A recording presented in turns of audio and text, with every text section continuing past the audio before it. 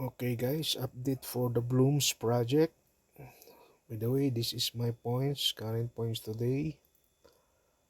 This is not a token yet guys. So this is only a point. So they updated the wallet. Here, click the wallet.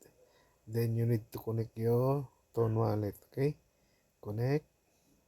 Then I choose my Ton wallet. Click connect. Then connect. Okay,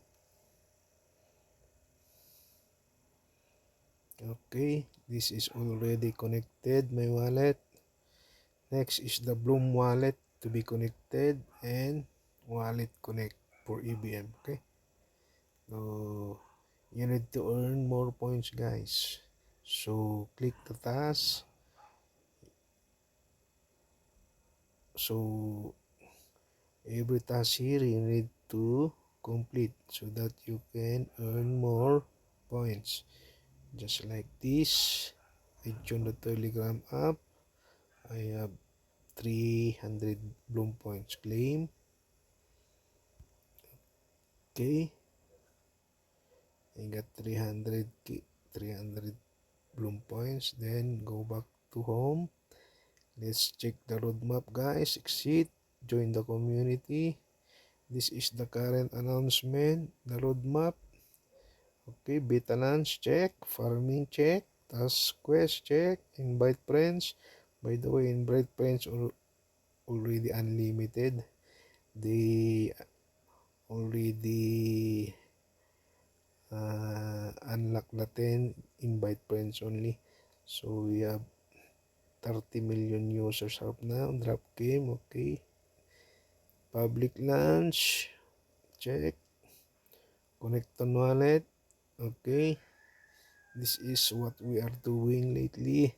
So tribe, ongoings, memepad, this coming August, okay. Swaps, wallets, and forbs. This is the upcoming roadmap. Okay, by the way, you need to collect as more as you can guys, because this Bloom points or Bloom wallets better than Binance centralized exchange compared to other exchange. Why? Because this Bloom wallet, it connects to CeFi and DeFi, decentralized. Okay, it combines centralized and decentralized wallet. So this is the answer of all the problem of centralized and decentralized. Okay, so how to play? Click play, then collect all points. You need to tap the green flowers. Okay, just like this. So you see the points here, it increasing. So don't tap the bump, because if you tap the bump, you will reset to 0 points. Okay,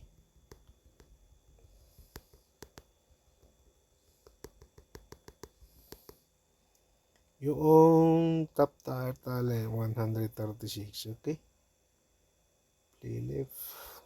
Okay, that is, so I have only 143 left game. Okay, that is the update of Blooms today guys.